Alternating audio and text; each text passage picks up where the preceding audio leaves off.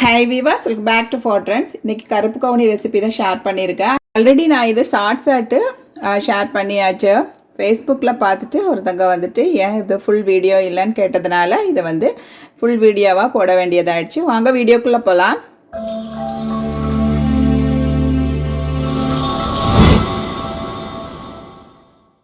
நான் இந்த பொடி வந்துட்டு ரொம்ப நாளாக சர்ச் பண்ணிகிட்டே இருந்தேன். இது கௌரி நேச்சுரல் ஹர்ப்ஸ் சொல்லிவிட்டு இன்ஸ்டாகிராமில் ஒரு பேஜிலேருந்து வாங்கியிருந்தேன். நல்லா யூஸ்ஃபுல்லாகவே இருந்துச்சு.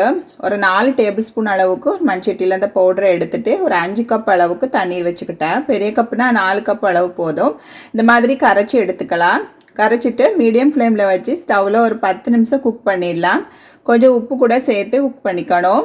இந்த கருப்பு கவுனி பொடி வந்துட்டு கஞ்சி மிக்ஸாக கொடுத்துருந்தாங்க. இதில் பெப்பரும் ஜீரகமும் சேர்த்துருந்துச்சு. நல்ல மணமாகவே இருந்துச்சு. ஒரு முறை தேங்காயில் துருவிட்டு தேங்காய் பால் எடுத்திருந்தேன். தேங்காய் பால் எடுக்கும்போது உப்பும் வார்ம் வாட்டரும் சேர்த்து பிழிஞ்சு எடுத்துக்கிட்டால் கட்டியாக கிடைக்கும். இது மாதிரி 2-3 கப்பு கிடச்சிது. இதையும் சேர்த்துட்டு லைட்டாக மிக்ஸ் பண்ணிவிட்டு இதை ஒரு 5 நிமிஷம் ஸ்லோ ஃப்ளேமில் வச்சு அப்படியே மூடி வச்சுட்டேன்.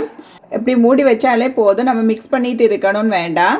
5 மினிட்ஸில் இது மாதிரி குக் ஆகிடும். ஆல்ரெடி நம்ம வந்து ஒரு 10 மினிட்ஸ் குக் பண்ணியிருக்கோம். இப்போ வந்து தேவையான அளவு உப்பு சேர்த்துக்கலாம். உப்பு சேர்த்து நல்லா மிக்ஸ் பண்ணிக்கணும். இப்போவும் கெட்டியாக இருந்ததுனால நான் தண்ணி கொஞ்சம் சூடு பண்ணிவிட்டு ஒரு 2 கப் அளவுக்கு சேர்த்துட்டு இப்போ தண்ணியாக இருந்த தேங்காய் பாலும் சேர்த்துட்டு நல்லா மிக்ஸ் பண்ணிக்கிட்டேன்.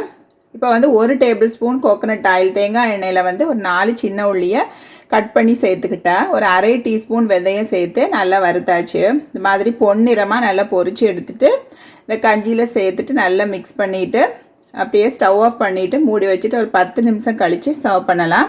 நான் இது கூடயே சைடிஷ் ஆட்டு பயிறு துவையல் பண்ணியிருந்தேன். பாசிப்பருப்பு வறுத்துட்டு 2 பற்கள் பூண்டு, அரை கப் தேங்காய் துருவல், கொஞ்சமாக உப்பு, ஒரு வத்தல் மிளகாய் எல்லாம் சேர்த்து நல்லா அரைச்சிருந்தேன். கொஞ்சம் திருப்பாக அரைச்சா துவையல் நல்லா இருக்கும். இந்த கஞ்சி கூட பாசிப்பருப்பு துவையலும் அடிப்பொலி டேஸ்ட்டில் இருந்தது. அடியில் ராஜாக்குமார்கள் தான் சாப்பிடுவாங்களாம், மன்னர்கள் தான் சாப்பிடுவாங்களாம். நம்மள மாதிரி மக்களுக்கு இப்போ கிடச்சிருக்கு. இது கண்டிப்பாக வாரத்தில் 3 நாட்கள் நம்ம எல்லாருமே இந்த கருப்பு கவுனி அரிசி கஞ்சியை செய்து சாப்பிட்டு வரலாம். இந்த வீடியோ பிடிச்சிருந்தா லைக் போட்டுடுங்க. இது வரைக்கும் நம்ம சேனல் சப்ஸ்கிரைப் பண்ணலைன்னா சப்ஸ்கிரைப் பண்ணிடுங்க. ஃப்ரெண்ட்ஸ் அண்ட் ஃபேமிலி கூட வீடியோ ஷேர் பண்ணுங்க. கமெண்ட் பாக்ஸில் பதிவுகளை மறக்காமல் எழுதுங்க.